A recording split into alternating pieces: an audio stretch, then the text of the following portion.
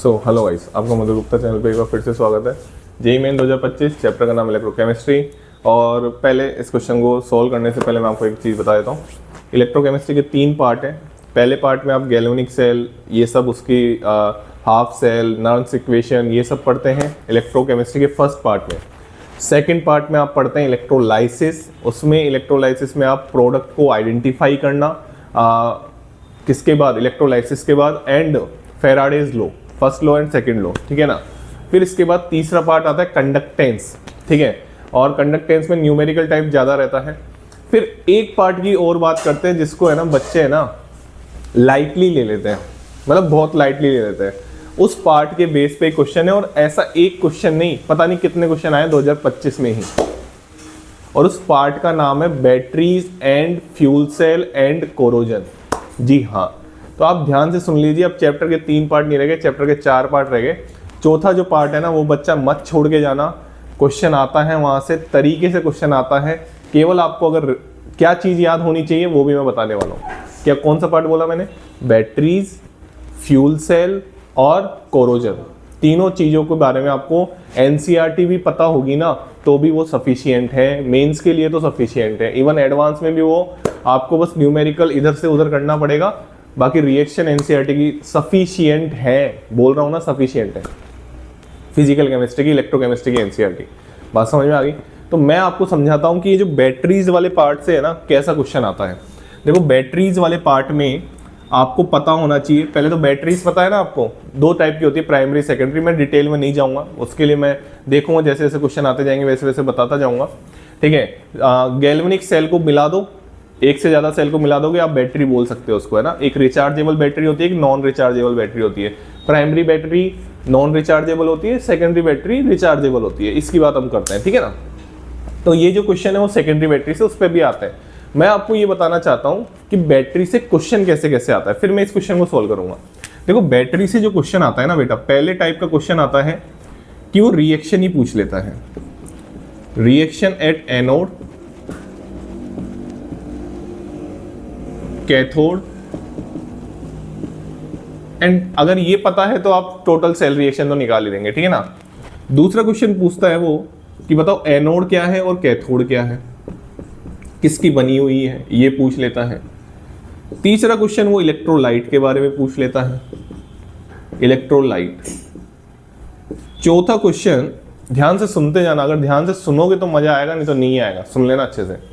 चौथा क्वेश्चन वो पूछता है, अगर आपको रिएक्शन याद है ना तो वहां से फेराडे लॉ को लगवा लेगा आपसे, फेराडे लॉ। जी हाँ, लगवा लेगा। कैसे लगाएगा वो भी मैं आपको बताऊंगा। पांचवा, वो आपसे स्टोइकियोमेट्री से किसी से भी, किसी के भी मोल पूछ सकता है थ्रू रिएक्शन।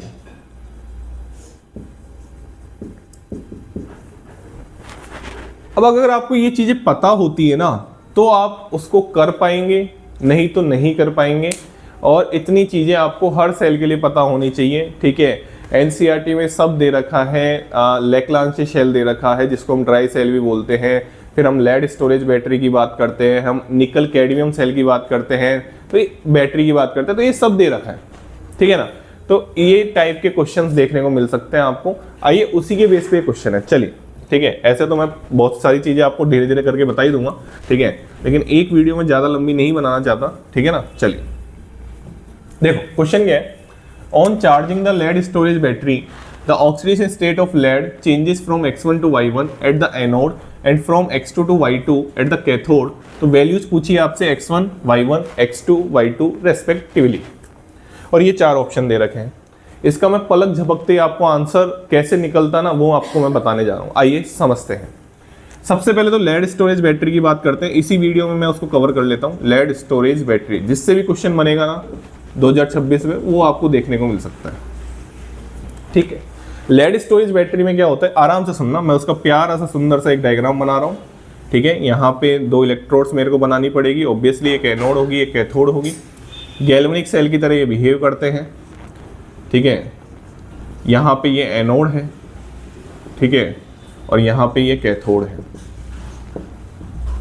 अब आपको पहला क्वेश्चन याद होना चाहिए, एनोड और कैथोड क्या होती है। ये एक जाली टाइप ऐसे हम बना सकते हैं, ये ऐसा आप बना सकते हैं, कोई टेंशन वाली बात नहीं। यहाँ पे आपने इलेक्ट्रोलाइट की बात हम करने वाले हैं थोड़ी देर में। पहले मैं एनोड बता देता हूँ। एनोड पे साइन माइनस का होगा, कैथोड पे साइन प्लस का होगा, गैल्वेनिक सेल, ठीक है ना। एनोड पे अगर हम बात करें तो एनोड पे क्या, एनोड होती है पीबी की, लेड की, जी हाँ। और ये होती है ग्रिड ऑफ, मतलब ग्रिड भी बोल सकते हो, सिंपल बोल देता हूँ मैं अभी तो, इसको आप बोल सकते हो PbO2। क्या बोल सकते हो? PbO2।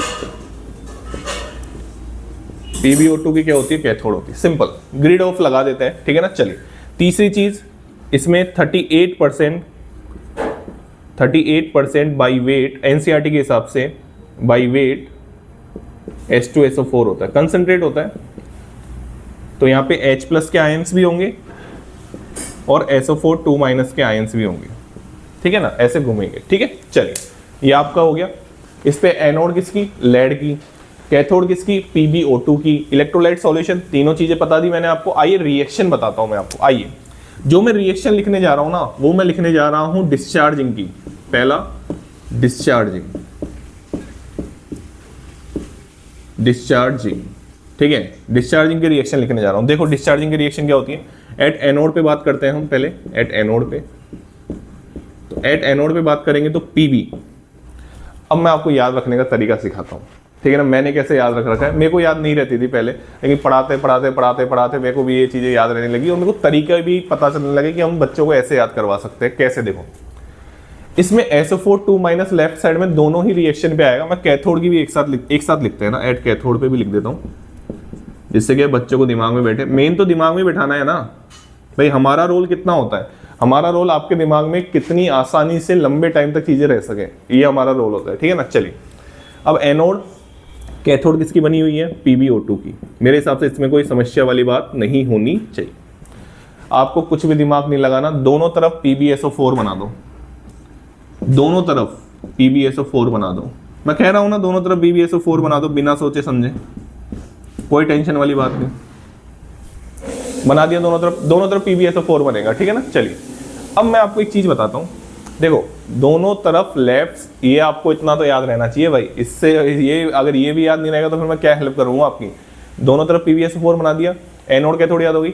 दोनों तरफ SO4 2 माइनस जोड़ दो, दोनों तरफ SO4 2 माइनस जोड़ दो,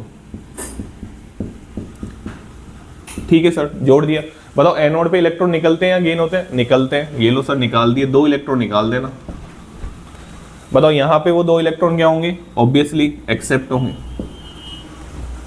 और एक चीज और बाकी रह गई, H प्लस भी था हमारे पास, तो हमको कैथोड में ऐड करना है। और वो कितना H प्लस ऐड करोगे? 4H plus. वो आपको बैलेंसिंग से पता चल जाएगा कि यहाँ पे कितने, अब 4H प्लस, यहाँ पे आपको 4H प्लस यहाँ लिख दिया आपने, तो यहाँ पे कितने H2 आ जाएंगे? 2 H2 आ जाएंगे।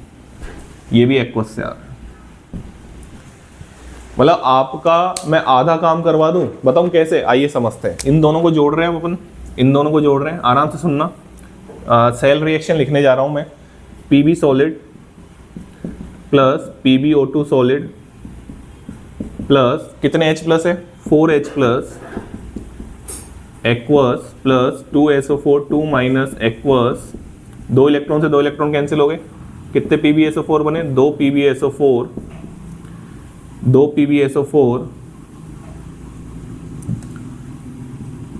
प्लस 2H2O लिक्विड, ये बना। अभी आपको तरीके से दिखाता हूं, ये 4H प्लस और SO4 2 माइनस मिलके क्या बनाएंगे? हाँ चमक गया होगा। आइए दिखाता हूं आपको क्या बनाएंगे। इसको मैं रफ कर देता हूं यहाँ पे, और यहाँ पे मैं लिखने जा रहा हूँ final equation. Pb solid plus PbO2 solid plus, बेटा सॉल्यूशन नहीं बता रहा, याद कैसे रखना है वो बता रहा हूँ, ठीक है। हो सकता है आपको अब से याद ही रहने लग जाए 2H2, क्योंकि एग्जाम में तो याद होनी चाहिए ना आपको। अभी आपके सामने सॉल्यूशन है, एग्जाम के टाइम में तो नहीं होगा ना यार, ठीक है ना। 2H2SO4 हो गया, ये इन दोनों को मिला के, और यहाँ पे बन जाएगा 2 PbSO4 और प्लस 2H2O लिक्विड। ये किसकी रिएक्शन हो गई? ये रिएक्शन हो गई डिस्चार्जिंग की।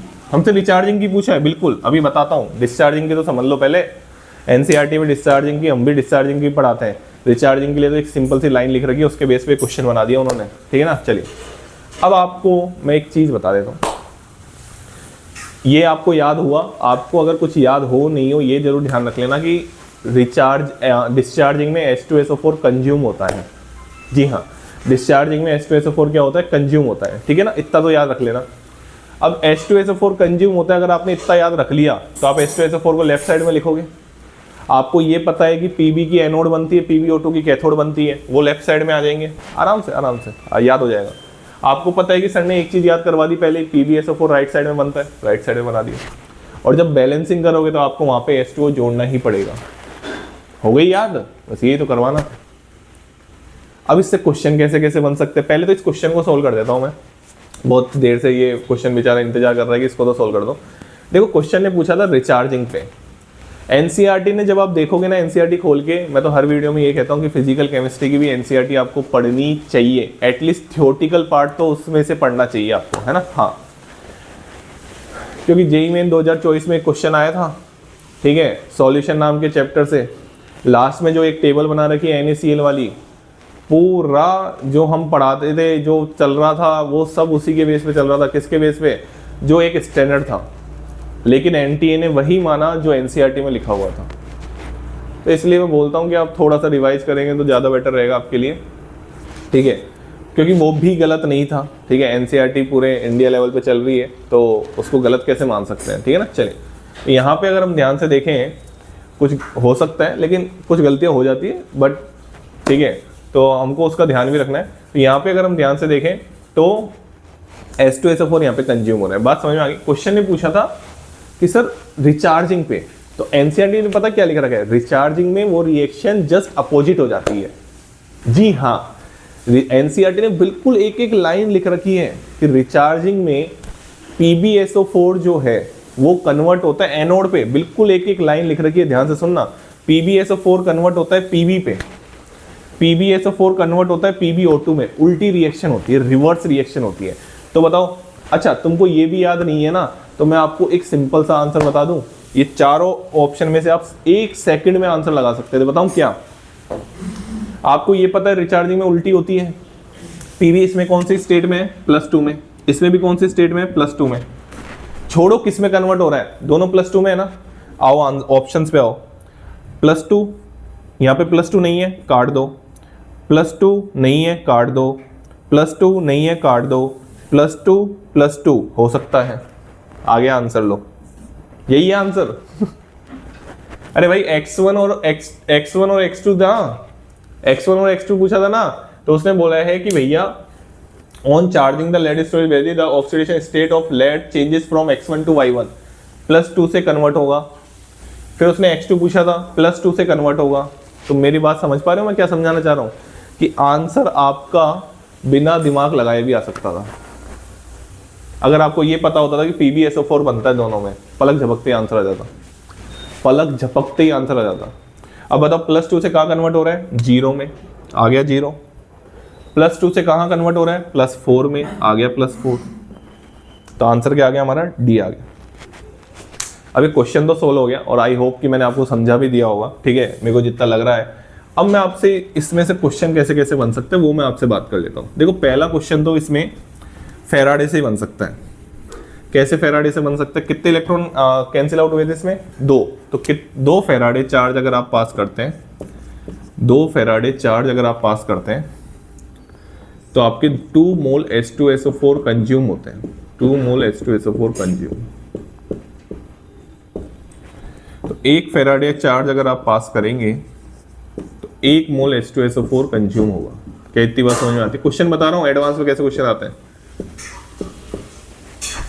तो हमको पता है कि जब भी 1 फेराडे, ये मैंने एक वीडियो में और बोल रखा है, on passing 1 Faraday charge 1 gram equivalent of substance oxidised और रिड्यूस्ड। हाँ बिल्कुल सही बोला मैंने, 1 ग्राम इक्विवेलेंट का मतलब समझते हो, आज समझा देता हूँ इसी वीडियो में, इतना समझा दिया मैंने। इक्विवेलेंट का मतलब समझते हो, इक्विवेलेंट का मतलब होता है वेट अपॉन इक्विवेलेंट मास। तो अगर ये वैल्यू 1 हो गई, इक्विवेलेंट ये वैल्यू 1 हो गई, तो ये जो वेट है वो किसके बराबर हो जाएगा, इक्विवेलेंट मास के बराबर हो जाएगा। मतलब 1 ग्राम इक्विवेलेंट उसके इक्विवेलेंट मास के बराबर होता है, कहने का मतलब ये है। 1 gram equivalent weight of substance है ना, वो उसके इक्विवेलेंट मास के बराबर होता है। तो यहाँ पे 1 फेराडे चार्ज की पास किया, 1 मोल H2SO4 क्या हुआ, कंज्यूम्ड हुआ। तो यही इसका इक्विवेलेंट मास है। अब इसका इक्विवेलेंट मास इसके वेट के बराबर होगा, तो इक्विवेलेंट मास क्या हो गया इसका इक्विवेलेंट मास हो गया, इसका इक्विवेलेंट मास हो गया, इसका वेट कितना होगा, अरे इक्विवेलेंट मास के बराबर होगा ये, इसका वेट कितना होगा 1 मोल H2SO4 का 98 ग्राम। और बच्चे इसको 49 करके आएंगे हंसते हंसते। जब मैंने इसको क्लास में बताया था तो मैक्सिमम बच्चों ने है ना इसको 49 आंसर दिया था, यहाँ से n फैक्टर निकाल के करोगे तो, लेकिन वो गलत है। तो यहाँ पे आपको ध्यान देना पड़ेगा कि 1 फेराडे चार्ज जब पास किया जाता है तो 1 gram equivalent weight of substance oxidised और रिड्यूस्ड, ये इसका जो इक्विवेलेंट मास होगा वो इसके मास के बराबर होगा।